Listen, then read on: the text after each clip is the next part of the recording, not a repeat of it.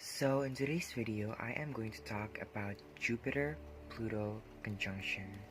Um, so I've seen a lot of a lot of um, YouTuber doing their own version of what will happen with this powerful conjunction, these two planets that rules authority. Jupiter rules authority over happiness, optimism, luck, joy, and expansion, and Pluto rules authority over death, transformation, rebirth, karma, the underworld, and power and control, of course. And so basically, what I feel will happen. Um, so I've been getting like these downloads from the universe. My intuition has been like saying to me a lot of information, and I've been perceiving a lot of information. So basically, the main keywords that will happen in this powerful conjunction is actually the transformation of control, the perspective, how we perceive happiness in this world, and looking beyond the horizon. So actually this whole Jupiter Pluto conjunction happens in the sign of Capricorn, and if you all know, Capricorn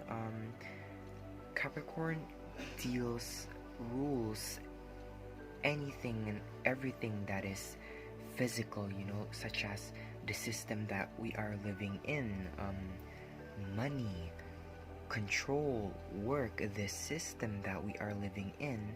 And with this two powerful planets of authority, or should I say planet and dwarf planet, which is Jupiter and Pluto, when these two conjoins in the sign of Capricorn, expect a lot of transformation and rebirth in our system and how we perceive anything that is physical, such as money, such as working. And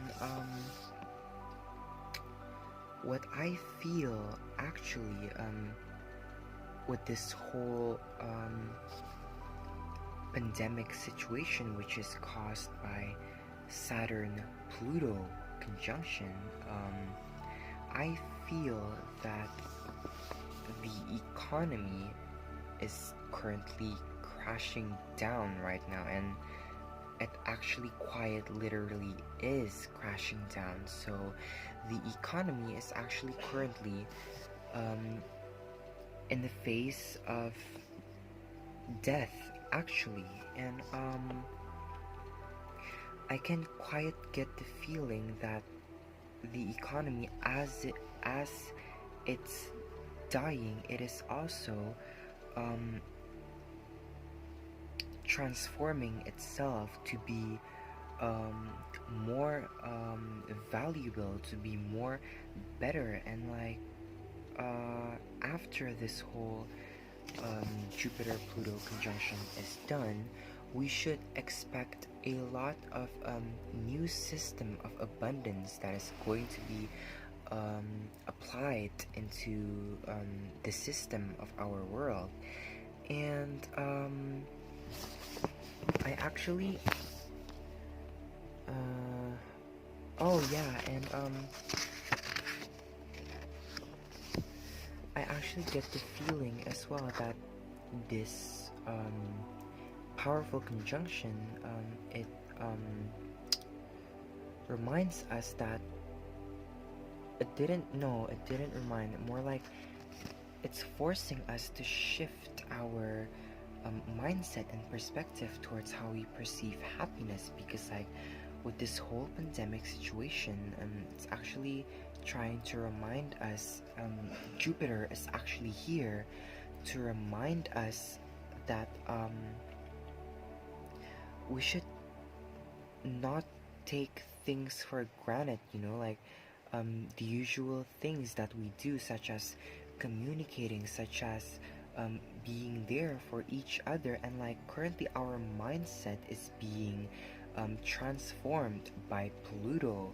And right now with this whole social distancing stuff, we are being forced by the universe to really um,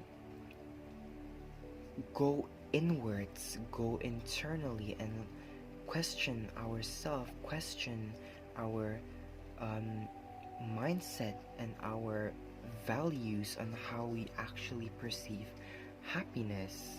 And I actually also try to intuitively understand this powerful conjunction, and actually from Jupiter's point of view of this powerful conjunction in Capricorn is that remember that Jupiter rules with happiness and heavens, okay? And with this powerful conjunction, Jupiter is here to remind us that just because, oh yeah, and fun fact, Pluto is actually the smallest planet, to the point that it's called a dwarven star, and it's disowned as a planet. But I personally think in astrology it's still considered as a celestial body, so it's as what's it called? I'm trying to find the word. um Pluto is still valid in astrology, and Jupiter is actually the biggest celestial body in our solar system. And Jupiter is here to remind us that just because Pluto, the dark aspects of our life, is small, does not mean you have to overlook it. Does not mean you can just look away from it. Does not mean you can just like ignore it, you know. And like for me personally, Pluto as the smallest um, dwarven planet in our solar system, it actually holds one of the most powerful authority towards um,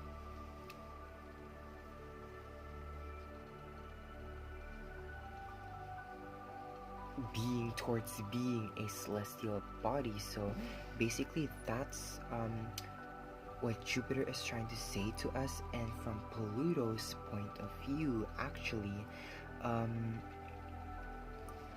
we must really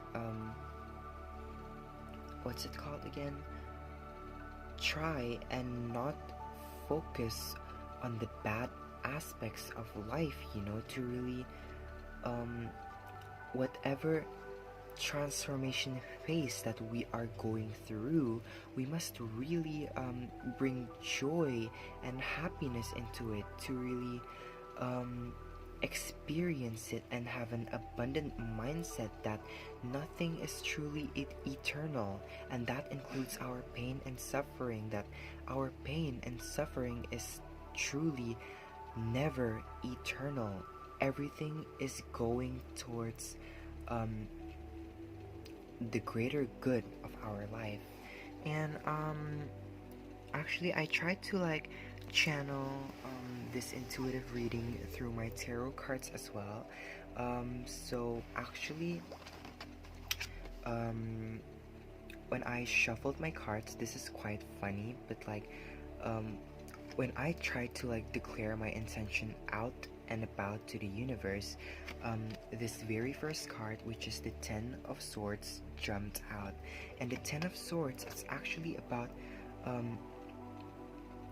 harsh endings, you know. It's about everything that is very rigid, very edgy, very hard to accept. And the Ten of Swords, I intuitively feel that it's all about accepting, it's all about getting shocked about how can this possibly be, and like whether you like it or no, whether you like it or not, you must accept this bitter truth, which is symbolized by the Ten of Swords. And I don't know if I have mentioned this yet, but Pluto actually is also here to remind us that in our life is not always about happiness, it's not always about joy, which is symbolized by Jupiter. It's all about also accepting the shadow self of our